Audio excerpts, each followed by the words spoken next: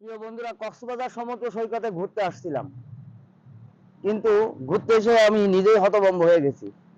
কারণ যদি আপনার সাথে সঙ্গী না থাকে, তাহলে এই কক্সবাজার সমুদ্র সৈকতে ঘোরা আপনার জন্য বৃথা।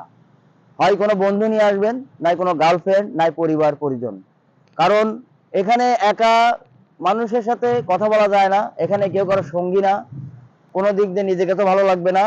যদি একাকিত্ব ভাবে কোনো মানে রিফ্রেশ মাইন্ড প্রয়োজন হয়, সেক্ষেত্রে আপনাকে সুন্দরভাবে হয় পরিবারের সাথে, নয় বন্ধু বান্ধবের সাথে, নয় একদম সিম্পলি একা আসতে হবে। নিজের করে নিজে বাঁচো, ঠিক এইভাবেই নিজেকে প্রস্তুত করতে হবে। তবে কক্সবাজার সমুদ্র সৈকতে আসলে আপনাকে তো খুবই ভালো লাগবে, কারণ খুবই মনোরম পরিবেশ, দেখার মতো জায়গা এবং এরকম একটা জায়গা, এখানে আসলে আপনি আমরা অটোমেটিকলি মন ভালো হয়ে যাবে।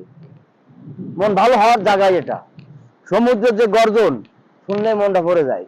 আর যে জায়গাটা আমি এখন আছি, এই পয়েন্টে আমি যদি আমরা বসি, তাহলে আপনার মানে এক কথা অসাধারণ। পিছের ওইদিকে তো সুন্দর, একেবারে অসম্ভব সুন্দর একটা ভিউ। মানে আমি যে জায়গাটা আছি এটা হচ্ছে লাবণী বিচ, এই পয়েন্টে অসম্ভব সুন্দর একটা জায়গা। তো সবাই ভালো থাকবেন। চেষ্টা করলাম একটু ভিডিওটা ধারণ করার জন্য।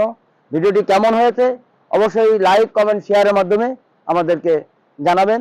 ইনশাল্লাহ সবাই ভালো থাকবেন, সুস্থ থাকবেন, সব সময় আমাদের জন্য দোয়া করবেন। আমরা আরো নিত্য নতুন অনেক ধরনের ভিডিও আপনাদেরকে এনে দেখাবো।